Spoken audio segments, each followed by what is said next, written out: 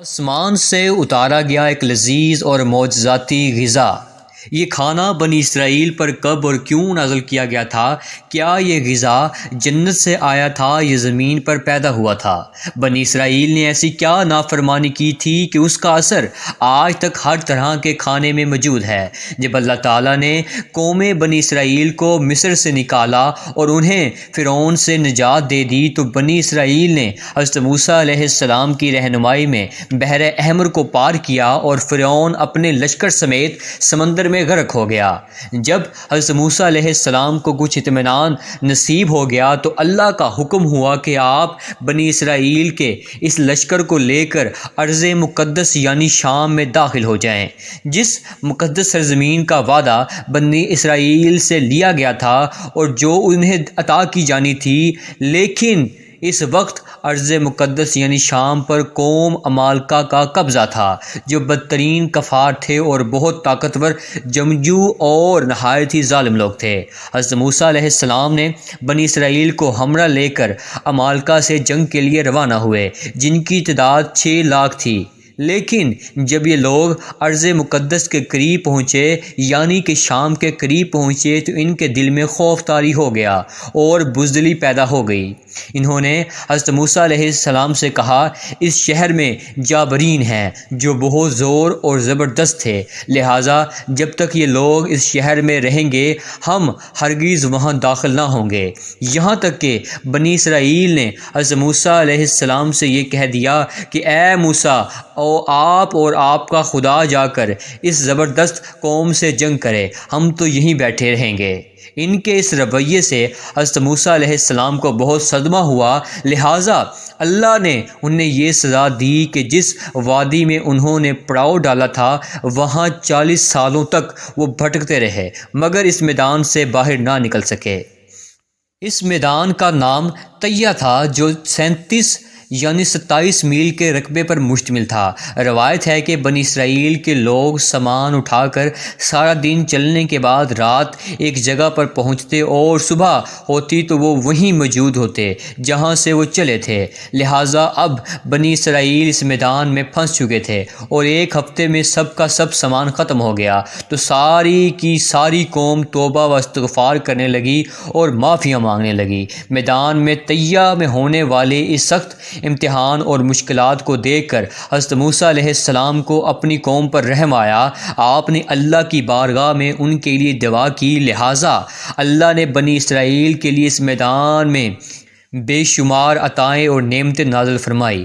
جب بنی اسرائیل کو پیاس کی شدت محسوس ہوتی تو وہ حضرت موسیٰ علیہ السلام نے اللہ کے حکم سے اپنا عصا ایک چٹان پر مارا تو اس چٹان سے بنی اسرائیل کے 12 قبیلے کے لیے 12 چشمے جاری ہو گئے۔ چونکہ یہ وادی وسیع میدان پر پھیلا تھا، وہاں سر چھپانے کے لیے کوئی جگہ نہ تھی اور دن کے وقت سورج کی دھوپ اور تبی سے یعنی گرمی سے بنی اسرائیل بدحال ہو جاتے تھے، لہٰذا دھوپ سے بچاؤ کے لیے ایک بہت بڑا سفید بادل سارا دن بنی اسرائیل کے لوگوں کے لیے سایہ کرتا تھا۔ اس کے علاوہ رات میں میدان میں بچوں اور کے درمیان اور بڑوں کے لیے ایک چمکدار ستون اترتا تھا جس کی روشنی میں وہ لوگ کام کاج کرتے تھے۔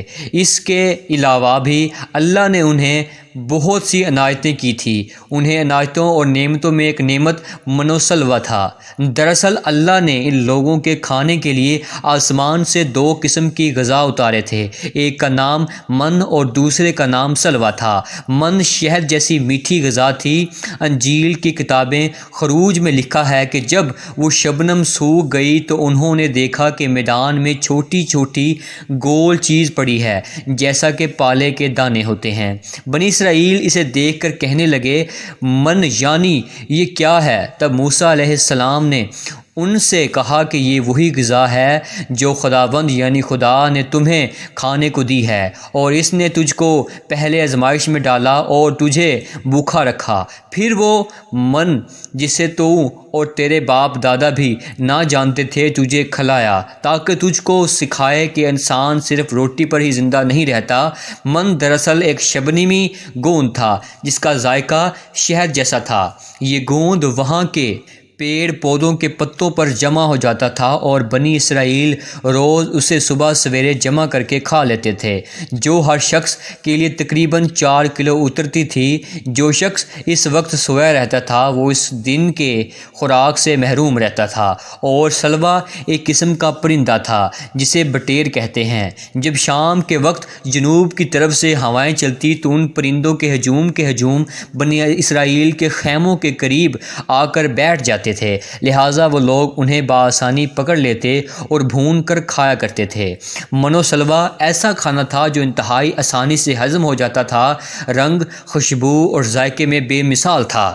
اس کے علاوہ بنی اسرائیل پر اللہ کی طرف سے یہ معجزہ ہوا کہ ان کے بال اور ناخن بڑے نہیں ہوتے تھے، نہ کپڑے پھٹتے تھے، نہ ہی میلے ہوتے تھے، اور جن بچوں کی بھی پیدائش ہوتی ان کے جسم پر قدرتی لباس ہوتا تھا جو جسم کے ساتھ بڑا ہوتا جاتا تھا۔ اس طرح اس وادی کیا بنی اسرائیل من و سلوا اور ان چشموں کے سہارے ایک بہترین زندگی گزار رہے تھے۔ حضرت موسیٰ علیہ السلام کا یہ حکم تھا کہ روزانہ تم لوگ من و سلوا کھا لیا کرو اور کل کے لیے ہرگز اس کا ذخیرہ نہ کرنا۔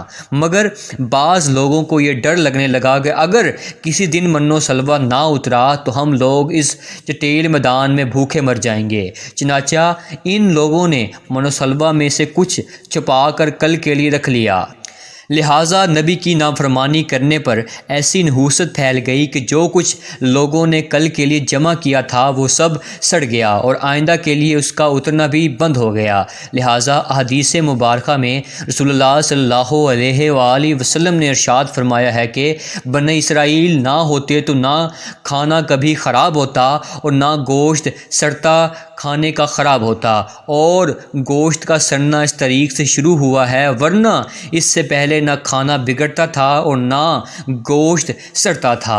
دنیا کے مختلف قوموں اور مذہبوں میں بھی آسمان سے اترنے والے غذاؤں کا ذکر ملتا ہے۔ بدھ مت کے روایتوں کے مطابق جب دنیا کا ایک چکر ختم ہو جاتا ہے تو آسمان سے غذا برسنے لگتی ہے۔ اسی طرح ہندو مذہب کے پران ریگودار اور ایتھروویٹ میں بھی بادلوں سے شہد برسنے کا ذکر ملتا ہے، اور قدیم یونانیوں کے یہاں بھی ایک ایسی آسمانی غذا کا ذکر ملتا ہے جس کا ذائقہ شہد جیسا تھا۔ یہی شہد جب دریاؤں پر برستا ہے تو ان کا رنگ دودھ کی طرح سفید ہو جاتا ہے۔ ہم نے دیکھا کہ خدا برحق ہے، اور برحق خدا نے بنی اسرائیل کے نجات کے لیے سمندر کو چیر کر راستے پیدا کر دیا اور وادی طیہ میں ان کے لیے بادل کا سایہ بھیجا، ان کے پینے کی خاطر چٹیل اور بنجر میدان میں چشمے جاری کیے اور کھانے کے لیے آسمان سے من و سلوا بھی نازل کیا۔